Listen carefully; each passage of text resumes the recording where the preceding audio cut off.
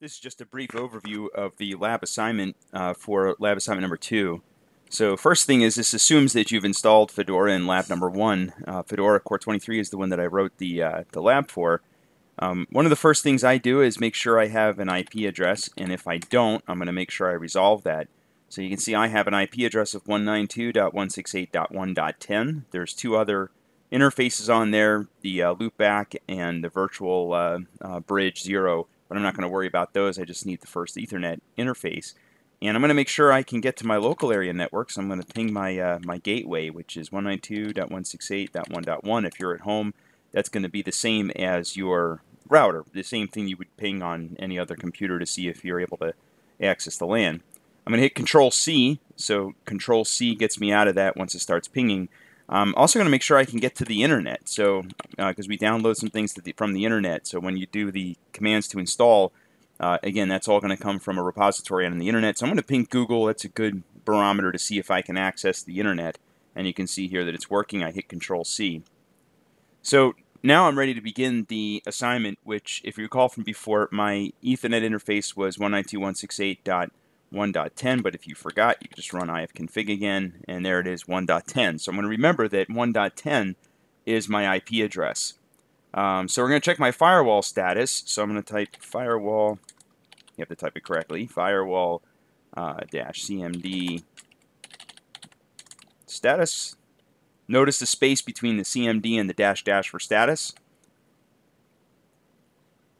Alright, so I get an error message. It says firewall CMD man page, unrecognized arguments, -- status, because I read it wrong from the instructions. So what I would do when you're doing these, following these instructions, when you see something like that, just carefully look at that command. Now I'm going to show you a little trick here. I'm going to hit the up arrow key, which is going to bring back up the command that I previously typed. Now I can compare it to what I have in my instructions, and I can see that it's not status, but it's state. So let's see what happens. It says that the firewall is running. So if the firewall is not running, we would enable it. Since mine's already running, I'm going to leave it enabled. But just to show you how that would work, you would type systemctl enable firewall d.service, and that would enable it. Of course, mine's already enabled, so it's not really going to do anything. Now it's asking me to authenticate because that's something that only a privileged user should be able to do. So that's a good example of mandatory access control. So I believe it's going to tell me that I can't do this. Oh, there we go. So it worked. Now, here's something else you could do. Every time you run a command that's going to require elevated privileges, it's going to either pop up the command or it won't work, or it's going to make you run sudo. So if you don't want to deal with that, one thing you could do is just type su in the very beginning of the lab. Put in the root password that you configured during the install. You'll notice that your command prompt changes to a hash sign, and that's telling you that you're now running as the root as opposed to a regular user. So now it should not ask you or double check if you want to run something. So I'm going to type systemctl. So this time I'm going to run the command to start the firewall service. Firewall d.service. It's already running, so of course it doesn't do anything. But I can check my state again.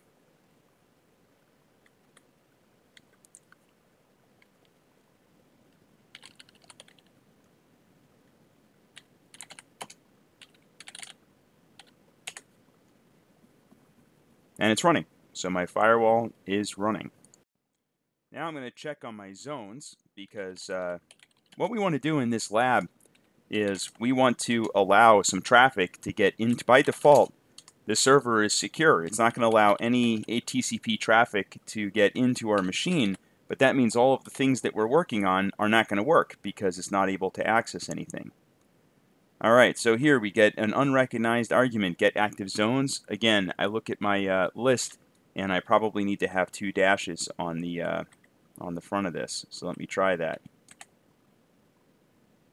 There we go. So with the 2 dashes, it works fine. It tells me that I have 1 zone on that first Ethernet interface, which we saw before. Alright, so we are now going to list the services in my Fedora workstation zone.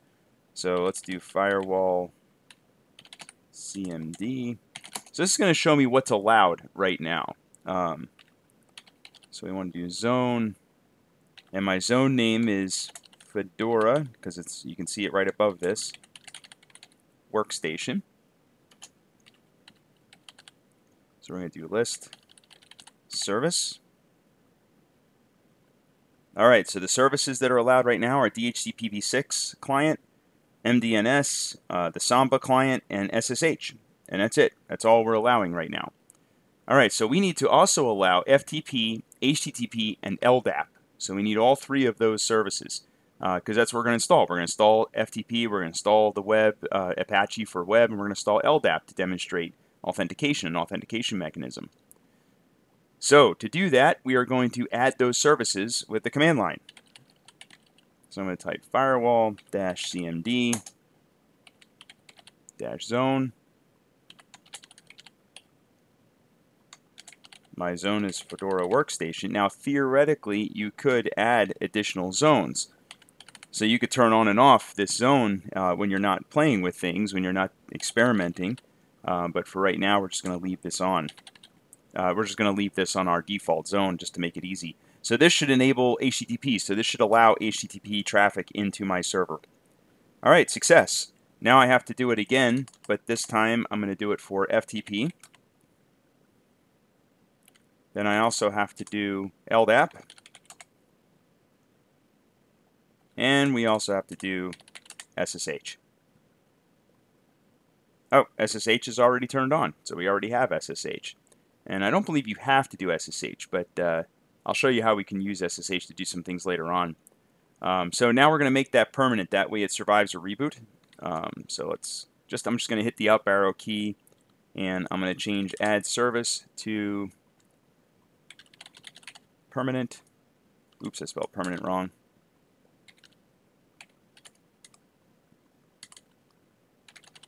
There we go. You have to spell it right. So we're going to do add service. Now I think this might fail. Let's see what happens. Yep, it fails because notice that I don't have 2 dashes on permanent. So we have to have 2 dashes there. Let's see if that works. All right, that works. Now we have to do the same thing for FTP and the same thing for LDAP. Now we don't have to do it for SSH because as we saw before, SSH was already enabled.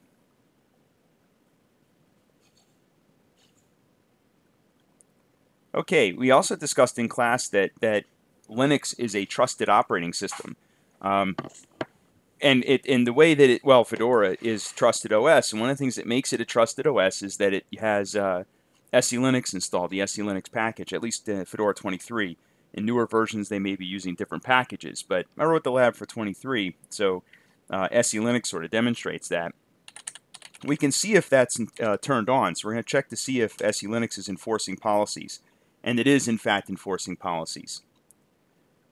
Okay, so we don't need to change the status, but if you did, if it wasn't enforcing, we could do set enforce, and then when you put it to 1, it makes sure that it's enforcing the policies. Level 0, I think, is there's a couple different levels, but basically you can either be enforcing, you could be doing nothing with SE Linux, you could basically turn it off, or you can have it on, but rather than enforcing, it's just logging. So it'll log when somebody violates the policy, but it still allows you to violate the policy.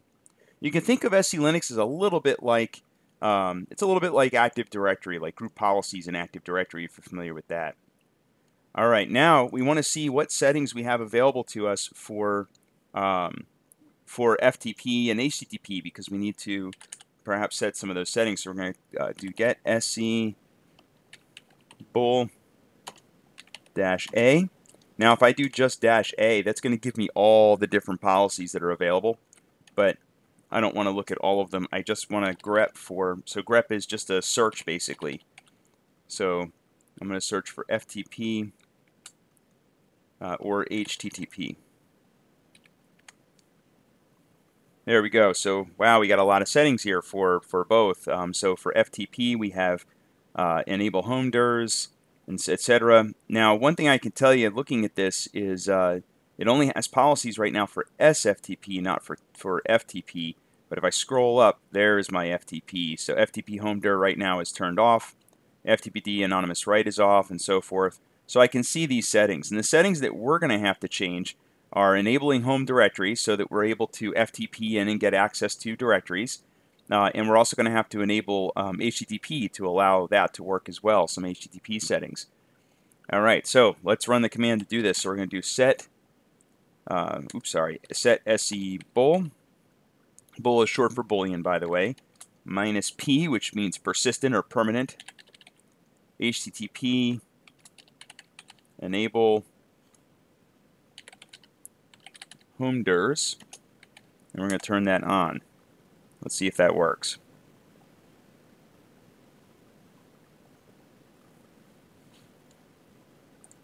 Okay, so I got an error, and again, I'm going to look very carefully at my command, and you'll notice that it's a little different than what's in the instructions. I could also just scroll up and look for that setting, right? So HTTPD enable home dirs is right here, and you'll notice what I'm missing is the D on the end. So I'm just going to hit the up arrow. I'm going to add the D to HTTPD, and that should work. Let's see if it works. Well, I didn't get an error message, so that's a good sign. So let's also turn on LDAP for HTTP, because obviously we're going to need that. So that's going to be HTTPD, and the setting is can connect LDAP.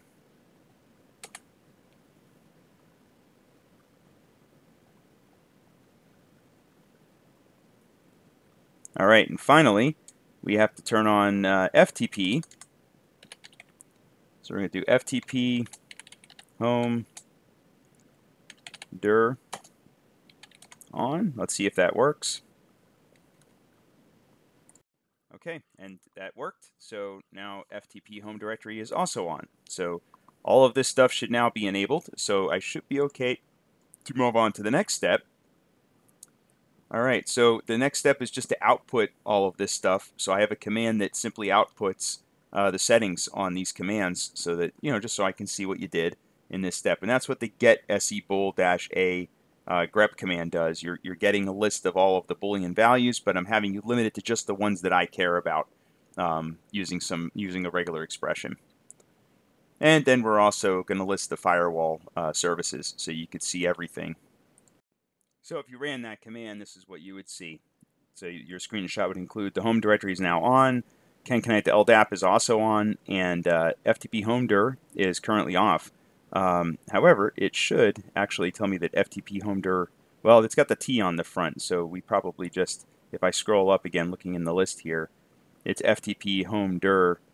I wonder why that didn't show up there. I guess because it matched on the first one. But this would be fine. I mean, I know that if it works, you have it turned on.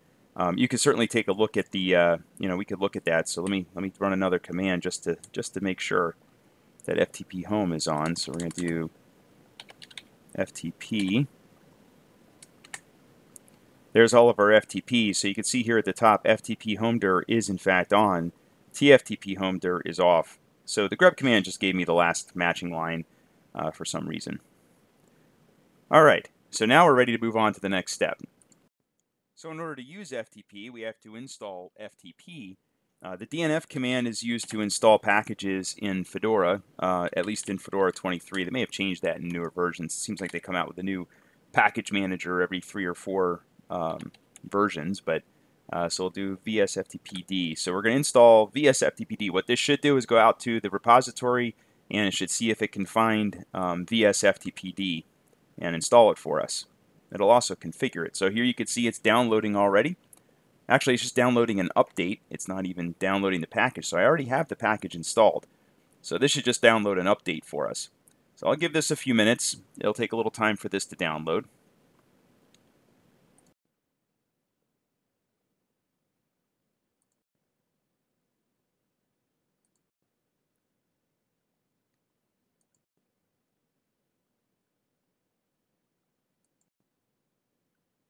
Okay, it looks like I'm almost done. You can see my computer has an incredibly slow connection to the internet, so it's taking a while. Almost there, 98%. Okay, the download's complete. So now it should be installing that update. Now another important concept here is we talked in class about how important it is to keep our software and our packages updated. So this is the process, obviously, to manually update something in Linux, and of course Windows has its own utilities to do that, but it's important to see that process, and you can see that by default when I installed this version of Fedora it has old versions of everything, so we technically could update all of our packages. We're not going to do that in this lab because it would take a while. It would have to download all the newer packages, but we'll at least let this one update.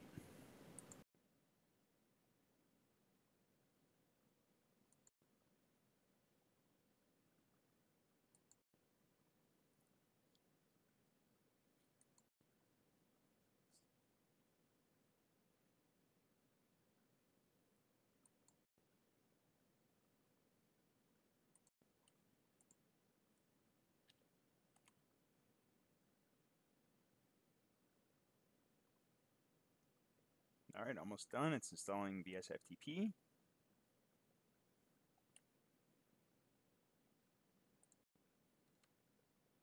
All right, we're done.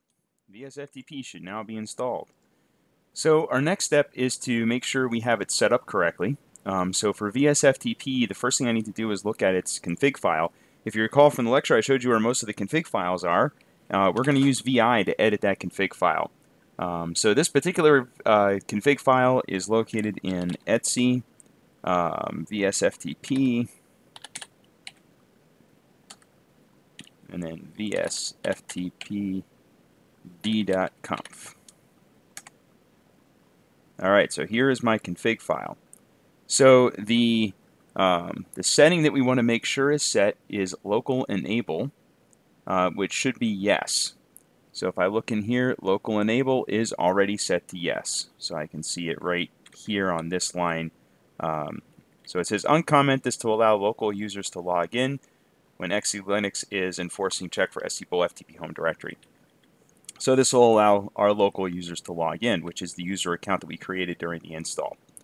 So that should be good. So this will let us use that student account that we created during the install to do everything, including modifying files for our home directory. So that's already set. So we're going to get out of this. So I'm going to hit semicolon Q, which will get me out of VI. And then I'm going to start the VSFTP service. So, and actually, I think I'm going to try to check the status first. So let's just see if it's actually running. Systemctl status VSFTP. And by the way, sometimes if you hit tab, it'll autocomplete for you. Okay, it says here that it's loaded, but it is inactive. So we're going to have to enable it first. So I'm going to use the enable command. So the enable command will allow me to start the service. So now if I check the status, okay, so now it's still stopped. And now I'm going to try to start that service. So let's see if that works. Alright, now that I started it, I'll check the status. You can see now it's active and running. So if your service was already running when you updated that file with VI, if you had to update it, then you would want to make sure you stop and then start that service. So now I should be able to check to see if I can access FTP from my Windows host. So let's do that. So to test that, I'm going to open up Windows File Explorer. Sometimes this works in Internet Explorer, but I find that File Explorer is the best way to do this. So we're just going to go to ftp:// It's going to be your username, and then a colon, then the password. So in my case, it's just student, and then the IP address for it. Now, of course, your IP address will probably be different, but mine is 1.10. So if I go there, and there we go, I've got a list of files. So from here, this is the home directory for the student user. So I can create a folder in here. So let me create a new folder and just call it FTP test. And then inside this FTP test folder, I'm going to create a, well, actually, I'll do it from over here. So I'm going to go back into my application. So let me do cd home student. there's the files. There's my FTP test. So let me go into FTP test, and I'm going to create a file called test.txt. This is a test.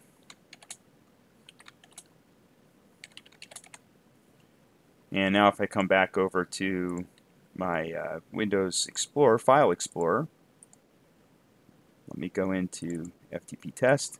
Of course, it doesn't show the file, and I'm wondering if it's just permission. So if we do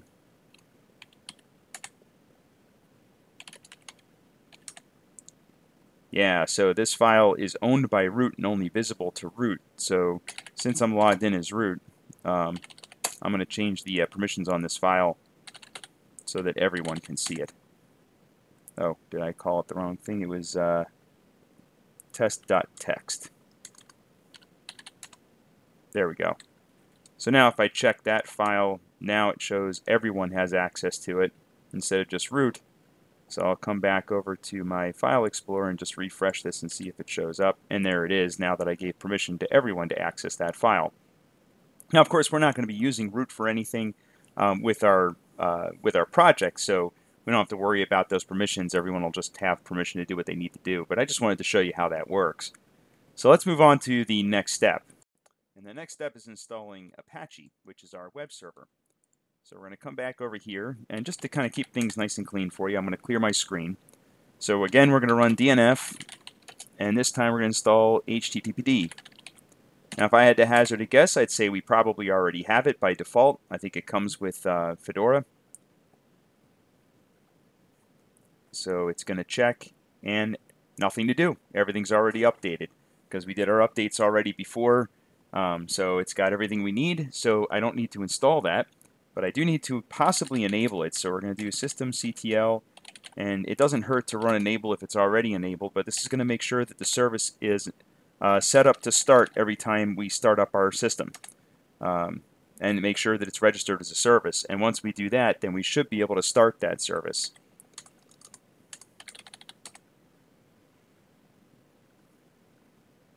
Okay, and if you're curious as to whether or not it's actually running, you could always do the status command, and it'll tell you if it's running. And you can see in this case, my web server is in fact running. Now, we have to make a change to HTTPD because we want to allow our home directories to work. So what that does is it's going to make it so that, and I'm just going to show you here. So if we show the contents of the home directory, I have a home directory called student. There's only one user on this system, and it's student. If I had other users, they would all show up in that list of directories because each user gets a directory in Linux. What you can do is make it so that each user has a folder that when they put something in that folder, it's exposed to the web. So it's so you can basically access any user's home directory using a URL, and it's predictable. So you put a little tilde and then the username, and you'll see how that works here in a second.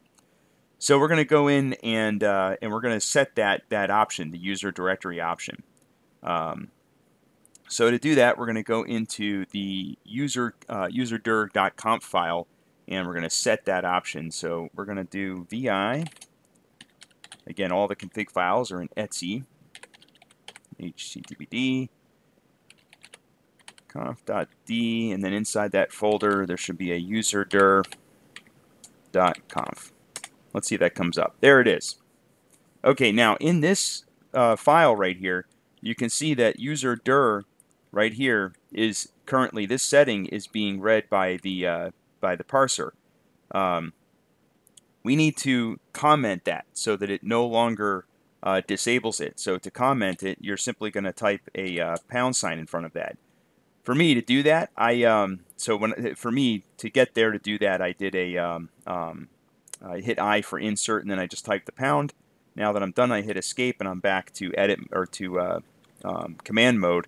I'm also going to go down here, and I think we need to turn this off as well. Let me read the instructions, and it does show that we need to get that that pound sign has to come out because that's also a that's making that a comment. So to get rid of that, if you hit the X, so when you're highlighted on top of that, when your cursor is on top of that hash symbol, hit X and it goes away. X is the delete button. You could also hit the I button when you're on top of the U and then backspace, but I find that doesn't always work with VI. And And by the way, there's other text editors that you could use other than VI. I use VI because it's available on every Linux system. It's a core part of Linux. It doesn't matter what distro or what version of Linux you're on. Even could be BSD. It doesn't matter. You always have VI. So it's nice to get used to it because sometimes it's the only option you have. And you know, if you get used to some cool text editor like Nano or something, you may not always have that available to you on a shared system. So it's nice to be able to use VI.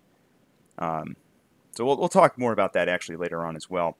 All right, so now that I finished that, I hit escape, and now I'm going to write W for write, Q for quit, bang, so it doesn't ask me, and I'm done. So I made my change to that file. So now we have to create that public HTML directory. We didn't have it in that student directory. So right now, I am currently in my home student FTP test directory.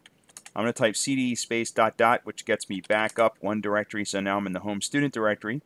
And once in the home student directory, I can make the directory that I need called public_HTML. Now, if I look at my list of directories, I have a public HTML, which is what I need, because that's where the web server is now going to go to try to load up my files. Now, I'm also going to show you here, if I do ls-al, you'll notice that the public HTML, it has read, write, and execute permissions for my user. All other users have execute only, and of course anyone in my group has read. So this should work. I should be able to read files from there. Anybody should be able to execute a file from there. But sometimes we need to do read access as well. So I'm going to use the chmod command to change the permissions on that file. So I'm going to use 755, which is everything for me, and read write for everyone else. And I'm going to put that on public_HTML. And if I look at my permissions now, my public HTML, you can see is read write, and execute. All right, so our next step, let me clear the screen here. So we are currently in home student. So now we have to create a very basic file to use for, let's see, I'm just looking at my instructions here. So now we have to make a basic file that we can use to test with the service. But before we do that, since we made that change, let's go ahead and restart HTTP. So that's going to be our service command. So we're going to restart httpd.service. Now, of course, you could just do a, oh, I spelled service CTL wrong.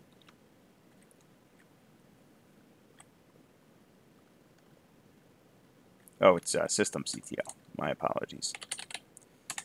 You could do a systemctl stop and then start. That would work as well if it makes you feel better. But whatever works for you.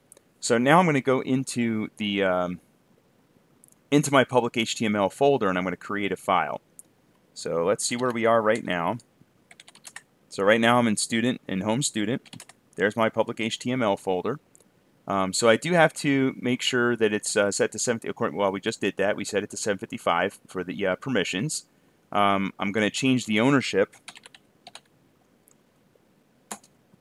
Let's see. We want to. We're going to change the ownership to student because I am using my root account to do all this. So we want to make sure that the owner of that file is student.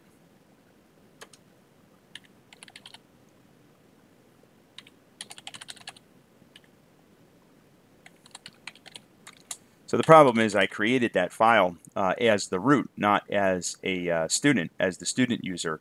So by using the change ownership command, even though I created that file as root, because you can tell I'm root because I have the hash symbol as my command prompt, I'm changing the ownership to student. That way it's recognized as student's folder and not mine. And just in case, can't hurt to restart a bunch of times. We'll restart HTTPD just in case. All right, and now I'm going to create that simple index fold file to test our HTTP server with. So where am I? So I need to get into public HTML.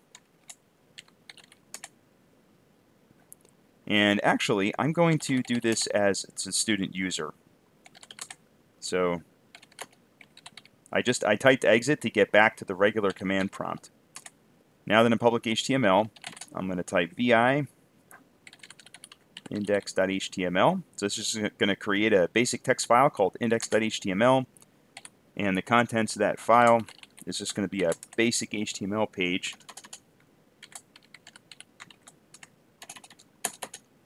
And I'm just going to say test page for Brian Green. Close my body tag. Close my HTML tag. Alright, then I'm going to hit escape, the colon, W for write, Q for quit, bang, so it doesn't ask me if I'm sure. I should now, if I type the ls command, I see my index.html, and the next step is to test to see if it worked. And I've got two ways I could test it. I could test it from the local machine and from my own machine. And I'm going to do both just so that we can make sure that both works. It's good to test it on the local machine first to isolate that, okay, we know we set it up correctly in Apache and it's working on the local machine. And then I'll make sure it's working through the firewall by testing from my own machine, from from the host machine. All right, Firefox is very slowly starting up here.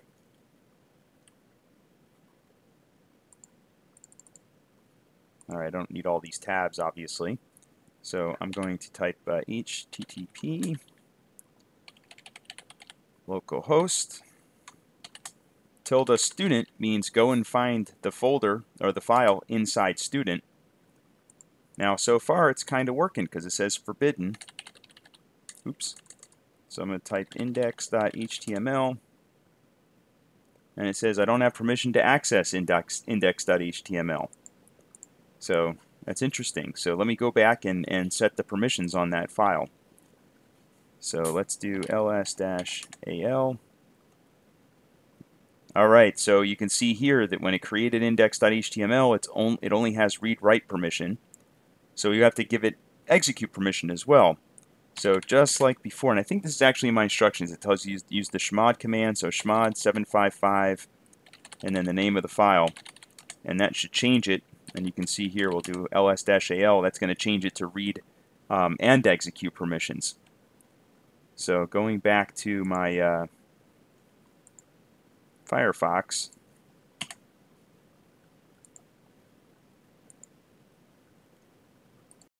so I realized in my haste to record this for you, I forgot to change my permissions on home and home student, which is in the instructions. So in the instructions, I walk you through making this change to make sure that you have permission. I am logged back in as root now. So if you do have to do this as root if you're following along with the video rather than the instructions. You'll have to make sure you log in as root again, so you can do su, type in your password, and then type those commands, which again they're in the instructions if you're following the instructions. I just forgot to do that. So once I set those permissions, now when I go to the web page, it comes right up. So now I can go in and I can see it. So now I should also be able to check that using my own web browser on my host machine. So let me bring up a web browser. So this is Chrome running on my host computer, and you can see putting in the IP address tilde student, it automatically found the index.html, and it comes right up. So that works. So we know HTTP works. So we got FTP working. I can move files right from my own computer through FTP. I know that I've got HTTP working. So let's see what the next step is in the lab. So next we're going to install LDAP. So let's go back to the command line. Just to start fresh here, we're going to, just like everything else, we're going to use DNF to install LDAP. So we need two packages for LDAP. We need OpenLDAP servers, and we also need OpenLDAP clients. All right, let's see if this installs.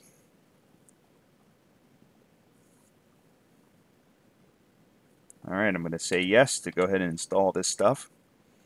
It has to download, which on my machine takes probably a little longer than yours because I've got really slow internet here.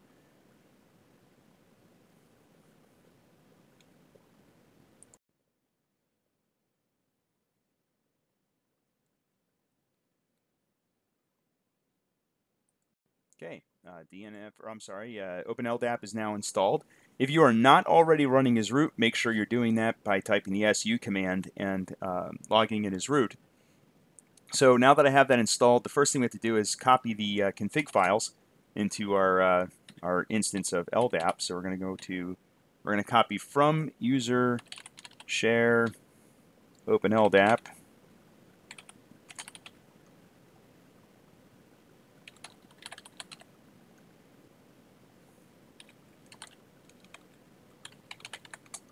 dbconfig.example.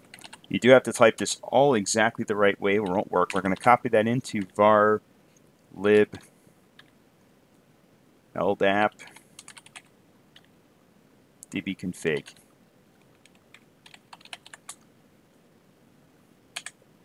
Okay, that works. Now we change the ownership. So change ownership LDAP var lib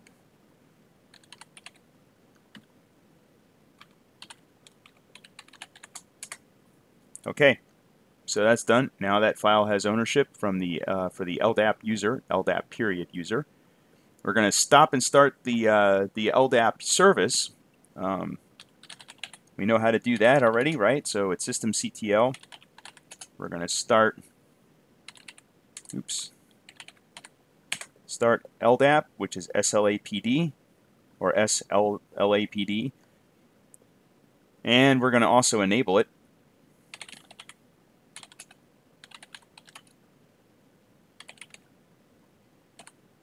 Oops, I forgot. No, something didn't look right there. I forgot the L on systemctl. All right, by enabling it, it'll make sure that it starts if we reboot our machines later on. Okay, so we've got a couple commands we have to run in order to use LDAP. So we have to create some schemas. I had talked about schemas before. So the schemas we're gonna import are just some basic schemas that you'll be able to use LDAP as an authentication server. So it'll allow you to have a schema for users and computers and things like that. And generally, these schemas would be somewhat compatible with the Microsoft ecosystem. So basically what this command is going to do is it's going to import a basic schema. If you recall, I talked in class about how LDAP is under the hood, it's just a big database engine, right? It's not even a big one. It's actually a pretty small database engine. And it's a hierarchical database as opposed to relational, which I think most of us are probably more familiar with. But as a hierarchical database, there is no schema defined for our database yet. Just like if you installed Microsoft Access or SQL Server or Oracle or something like that, by default, it doesn't have any databases in it. So first we have to create that database schema so that later we can start loading it with data and querying it and doing all the other fun things that we do with databases. So we'll run that first command and let's see what happens here. So it looks like it ran. It authenticated and it was able to add the new entry for that schema. So now we have to add another schema, which this one is going to be the NIS schema. So I just hit the up arrow command, or the up arrow button, so I don't have to type all this in again. So let's see if that one works. That worked. And one more we have to do, which is inet.org person.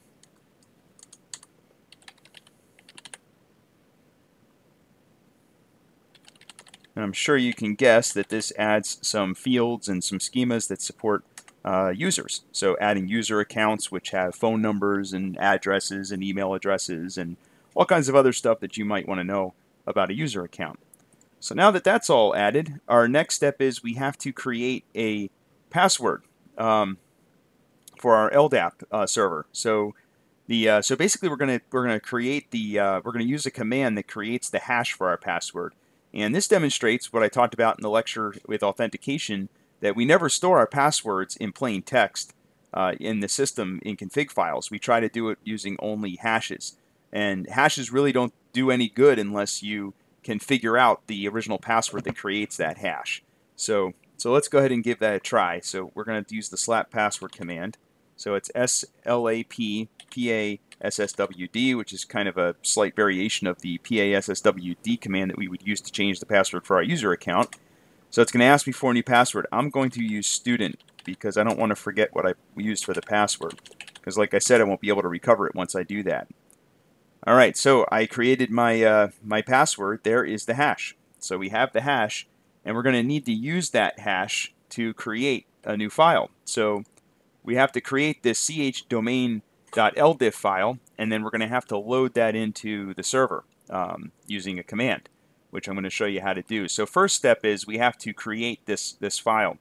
Now you have a number of ways to create the file. I'm going to show you how I do this usually, how I create files to use them in Linux, and hopefully you've seen this in other classes maybe. But I'm going to use Notepad++. So Notepad++ is a free application you can download from the internet. You just do a Google search for Notepad++. That'll probably be the first one that comes up, and you can download it. It works in all different versions of Windows. There's also a text editor very similar to Notepad++ that works in Mac. So if you have a Mac, there's a couple different text editors that work very well in Mac as well. But this lets us just modify text files. We don't want to create these files with Word. So I know a couple students told me they were having some issues, and I found out it's because they were trying to create these text files with Microsoft Word. You could also do this directly in VI. So if you wanted to, you could SSH into your server and use VI to modify and create text files. But that's a big pain in the neck, but you can certainly do it if you want. Now what I could do is earlier I created my FTP account, and I could theoretically just copy these files directly into where I need them to go with FTP. So I could create these files on my own machine and then just click and drag them into my FTP, using FTP into wherever they go.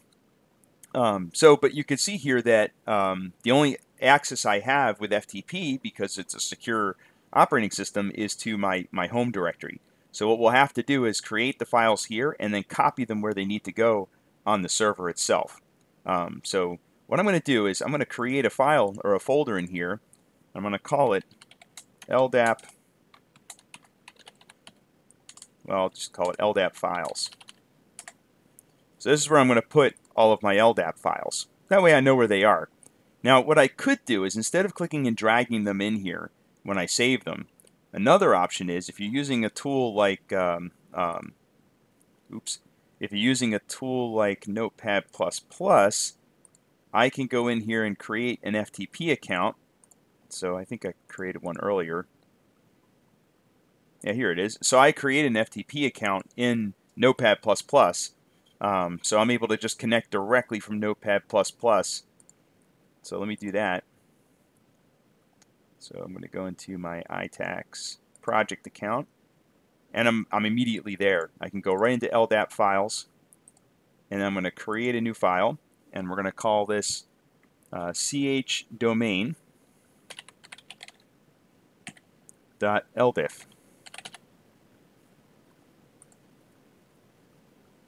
There we go. So now I can open up chdomain.ldif. Alright, now I have it open. You can see it in my tab. I double-clicked it over here and it's open, so now I can type whatever I want. And in this case, I'm going to copy what's in my in the instructions that I gave everyone.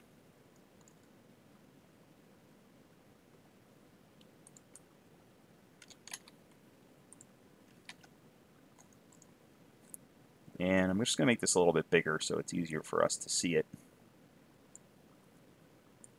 Alright, now you'll notice one thing that I do have to change is right here. I need to put my new hash so that it matches the hash that I created. And this is what's going to essentially set our root password. So to do that, I'm going to, I'll tell you what I'm going to do, is I'm going to take this hash and I'm going to copy it. And then I'm going to go use VI and go into home, student, LDAP_files. And I'm going to create a new, call it passhash.txt.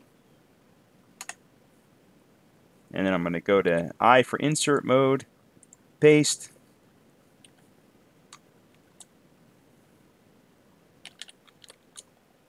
And now I can save the file and quit. So now if I go back into Notepad++ and refresh, there's my password hash. So now I can copy and paste that into my file. But you have to remember to do this step. You can't use the hash that's already in there because you won't know what the password is. So it uses a salt, which we talked a little bit about. That way, on different machines, the hash is going to be a little bit different. So I can't just copy and paste. Even though I used student when I created that hash the last time, it's going to be a little bit different because of salts. All right, so I believe that we don't have to make any further changes here. Every once in a while, when you go through these files, if you see an extra space in the parameters lists here where you see the commas, you can have spaces in there. So those spaces you want to make sure you get rid of. It looks to me like we don't have any errant spaces here. So I think there's a space right here, but I think actually that's going to be okay. So let's go ahead and save that. So I'm going to go to File, Save. Nice thing about this is when you save it, it automatically writes it back to the server. So it writes that change back. And if you're dubious, I will show you. So we're going to go VI home, student, LDAP files.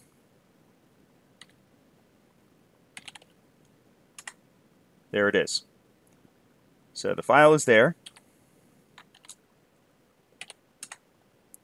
So now I'm going to run the command to import that file. So that command is going to be LDAP modify -y external dash capital H LDAP I, and I'm going to pass in a file name, which is going to be home student, and I put my stuff in LDAP_files and then chdomain.ldiff. So that should run that command.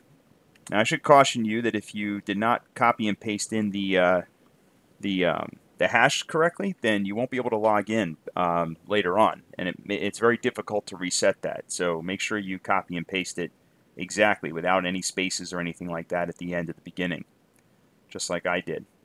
All right, so now that's done. So that should have updated my database, so I can move on to the next step, which is creating another file called basedomain.ldiff.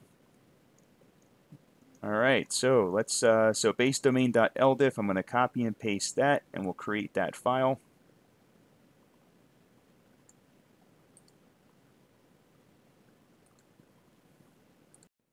So a couple things I want to mention here is in the instructions, base domain had a capital B on it, but when I created my file, I used a lowercase b. Everything in Linux is case sensitive, so if you use the file name with an uppercase letter B or an uppercase L on LDIF, you just have to make sure that you use the same thing in your commands. If you just kind of blindly run my commands without looking at what I used, how I derived that command, it won't work because you might have a different case and you'd have to go back and check that. So definitely something to be aware of. Now that I imported this, I just copy and pasted this, and I'm just going to do a quick sanity check here to make sure that everything here looks okay. I don't have any extra spaces or anything like that in my parameter list.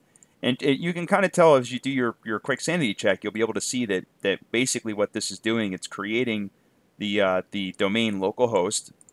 So we're not using a real domain. We're just going to use localhost, local domain localhost as our domain.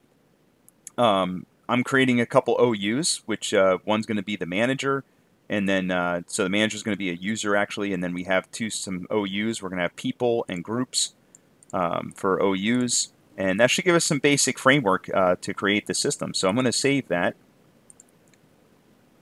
and again, it automatically updated and saved it on my server. I'm going to come back over here, and I have to import that as well. It's going to be the exact same command I used before. But this time, oh, I'm sorry, it's LDAP add, not LDAP modify. So the command is a little bit different. So I'll retype it in here. And then it's going to be the same command. So we're going to do LDAP add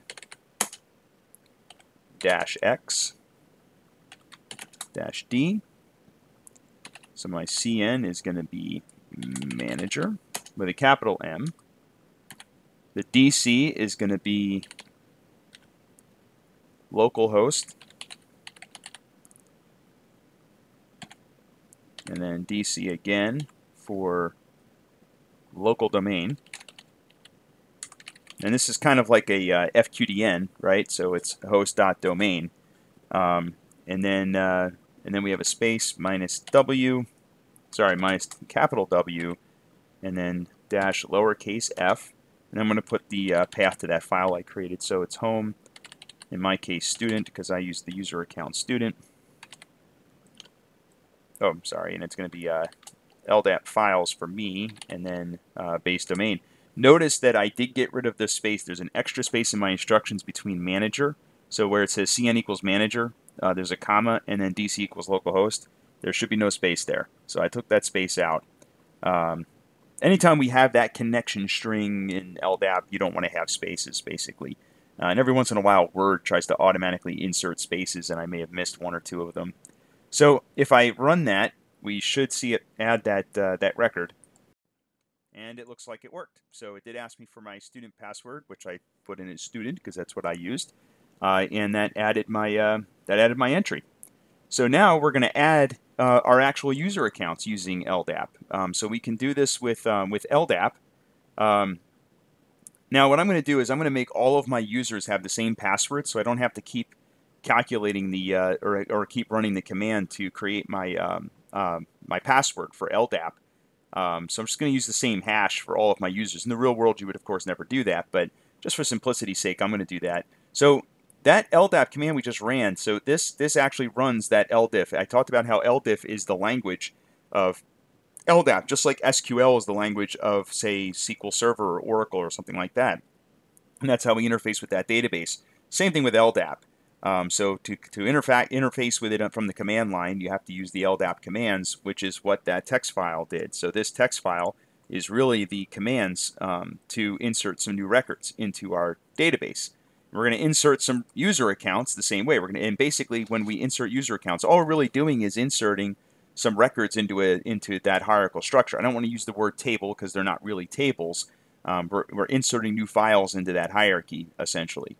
So, and really just new entries into that hierarchy. So I'm going to create a new file, and I'm going to call this one user1.ldif. And this is going to contain the ldif commands to create our first user account. And this is the user that's going to try to authenticate to the service that we create. So let me copy and paste some stuff here. So this particular user is going to be the manager. We're going to make their user ID Eve. OU is going to be people in the localhost local domain. Okay, so everything here looks pretty normal. Here's Eve's home directory, Eve's shell, and so forth. You know, a lot of this stuff we don't really care about though for this project. I do need to put the correct password hash in here, so I'm going to go back over here and I'm going to paste in that correct hash. There we go. And I'm going to save.